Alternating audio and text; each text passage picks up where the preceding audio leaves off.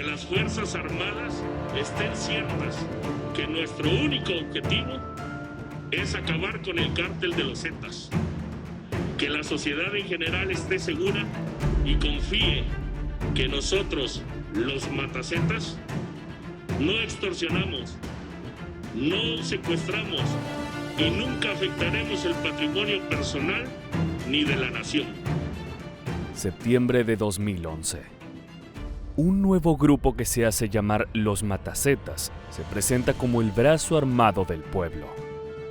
Aseguran que su objetivo es defender a los ciudadanos de México de los violentos cárteles del narcotráfico, no con menos brutalidad de la que ya se vive. Los métodos que utilizarán contienen la misma ferocidad que las acciones de los criminales a los que buscan combatir, o quizás más.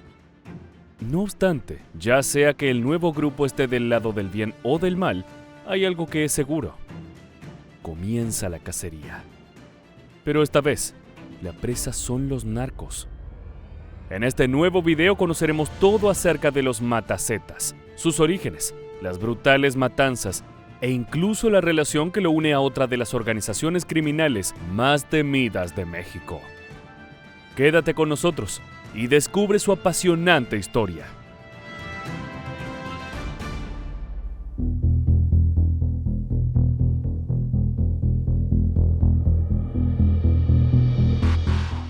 Escuchó hablar por primera vez de los matazetas el 18 de junio de 2019. Aquel día, las autoridades policiales de Cancún recibieron un llamado por la presencia de una camioneta de aspecto sospechoso.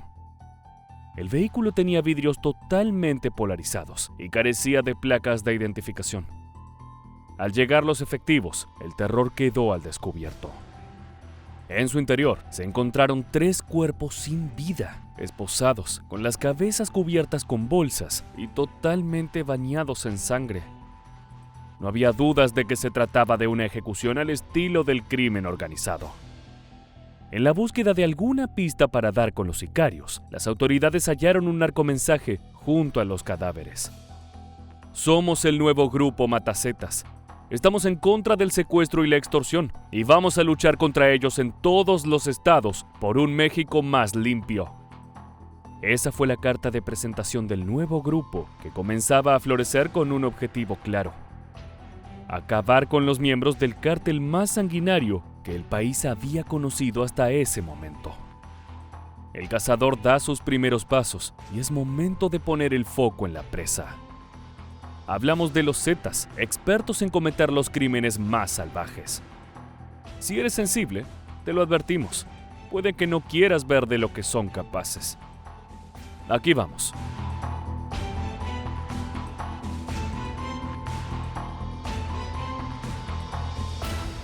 La historia de los Zetas comienza en la década de los 90, cuando los gobiernos de México y Estados Unidos acordaron incluir militares en el combate contra el narcotráfico que se daba dentro de la frontera de ambos países.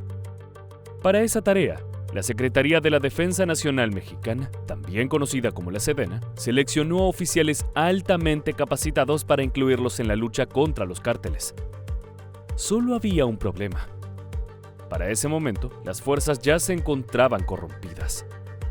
Los capos narco habían comenzado a reclutar a exmilitares y policías a los que alguna vez se enfrentaron, seduciéndolos con dinero para que se convirtieran en sus guardaespaldas personales.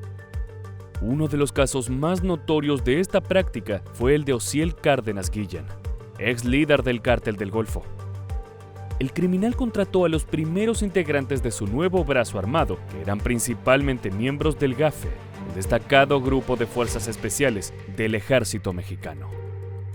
El nuevo comando fue llamado los Zetas, debido a que su primer líder fue Arturo Guzmán de Sena, un ex comisario cuyo nombre en clave para las comunicaciones radiales era Z1. Esta identificación de oficiales de alto rango se traspasó a la agrupación para designar a los demás capos, utilizando la última letra del alfabeto y un número.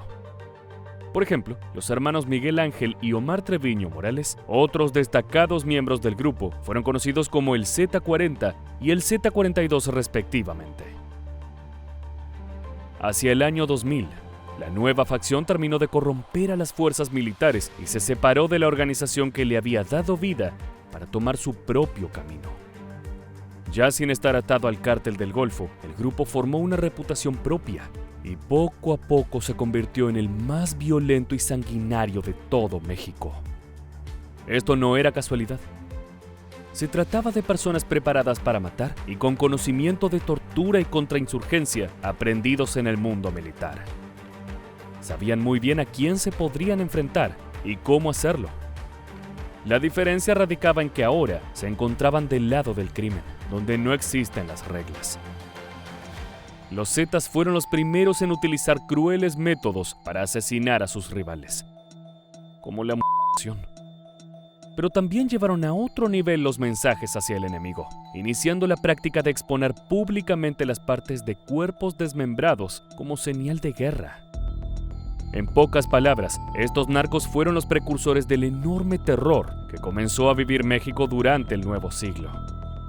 Lo que era crimen y violencia se convirtió en la brutalidad de un brazo armado altamente profesionalizado, con el conocimiento sobre tácticas y el uso de armamento para causar el mayor grado de destrucción.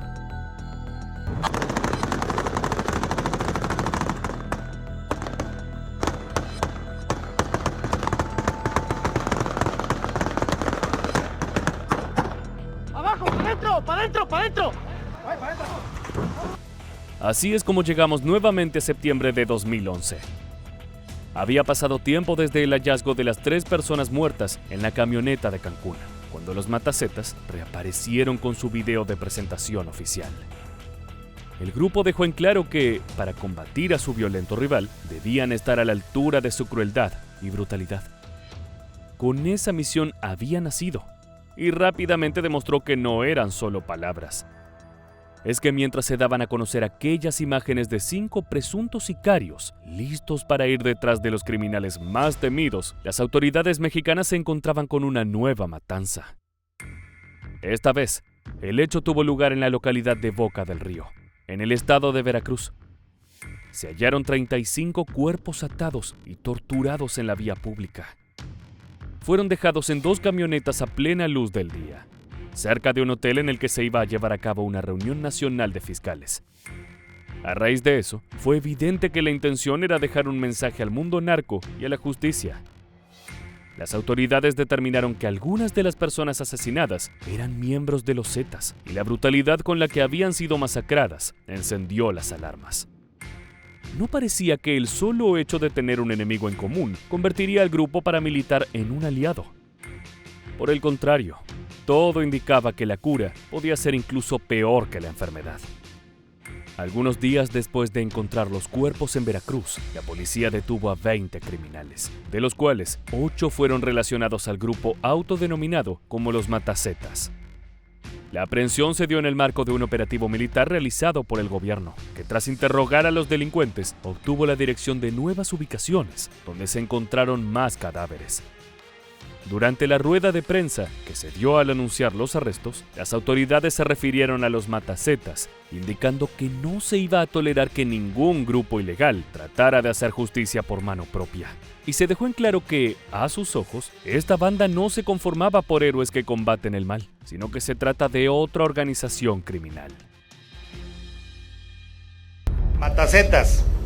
Al respecto, se subraya que solo se trata de otro grupo del crimen organizado antagónico a la organización delictiva de los Zetas, cártel con quien se disputa el control de actividades y recursos ilegales de Veracruz. Las aclaraciones de las fuerzas mexicanas tienen que ver con el contexto. Es que, en ese entonces, comenzaron a proliferar las llamadas autodefensas. Se trata de grupos de pobladores armados, dispuestos a enfrentar a los narcos que llegaban a sus ciudades para extorsionarlos y ejercer el control de zonas estratégicas para el negocio de los estupefacientes. No obstante, en este caso el gobierno sabía que algo más se escondía detrás de estos supuestos justicieros. Su accionar hacía recordar a los grupos paramilitares que generaron el mismo terror que los criminales en otros lugares de América Latina, como el caso de Colombia. Además, parecía imposible que una organización que surgió de la noche a la mañana pudiera realmente hacerle frente al cártel más sanguinario de todo México. Es por eso que se sembró una gran incógnita. ¿cómo se originó este grupo? Y aún más importante, ¿en qué podría convertirse? Puede que los comienzos de los Matasetas no sean del todo claros, pero para sorpresa o no de las autoridades, nos llevan hacia el interior del legendario cártel de Sinaloa de Joaquín El Chapo Guzmán. Allí funcionaban como un escuadrón para vigilar las zonas en las que vivían las familias de los jefes de la organización. Sin embargo, una vez que demostraron sus capacidades para el asesinato, se convirtieron en sicarios cuya tarea consistía en ganar territorio para el negocio de las drogas, muchas veces enfrentando a los Zetas. De allí nace su nombre. El único problema era que la relación entre este temible comando y los sinaloenses no era del todo amigable. Todo se basaba en su nexo, Ignacio Coronel, alias Nacho. Coronel era un comandante del cártel que se había convertido en el eslabón entre su organización y los Matasetas. No obstante, en julio de 2010 fue abatido, y con su muerte se terminaron los tratos. Desde ese momento, el brazo armado se volvió más autónomo e independiente. Pudo defender por sus propios medios importantes zonas de comercio como Jalisco, y poco a poco fue ganando poder. El escenario se volvió más complejo con la caída de otros líderes, como el jefe del cártel del Milenio, Óscar Nava Valencia, alias El Lobo. Al terminar tras las rejas, observó cómo su organización se dividió en distintas facciones. De allí surgió una figura que ganaría gran protagonismo y que además tenía a los Zetas como presas. Se trata de Nemesio Ceguera Cervantes, conocido como El Mencho. Con el tiempo, este capo del narcotráfico se convirtió en el fundador del poderoso Cártel Jalisco Nueva Generación. El grupo, también conocido como CJNG, no es necesariamente la evolución de los Matasetas, pero sí incluyó entre sus filas a esos violentos sicarios cuyo objetivo era destruir a aquel sanguinario rival. Con el tiempo, esos miembros fueron otra de las piezas claves para que la organización liderada por El Mencho se volviera la más temible de todo México. Es que, sorprendentemente, logró desplazar a sus enemigos y adueñarse del trasiego de la droga en casi todos los estados del país. De esta manera nos acercamos al final, y podemos asegurar que, a pesar de que su vida fue breve, los Matasetas fueron clave para construir el cártel más poderoso de la actualidad, y forman gran parte de su ADN. Ahora sí, es momento de despedirnos. Muchas gracias por haberte quedado hasta el final. Te esperamos para que nos acompañes en el próximo video de Mundo de Armas.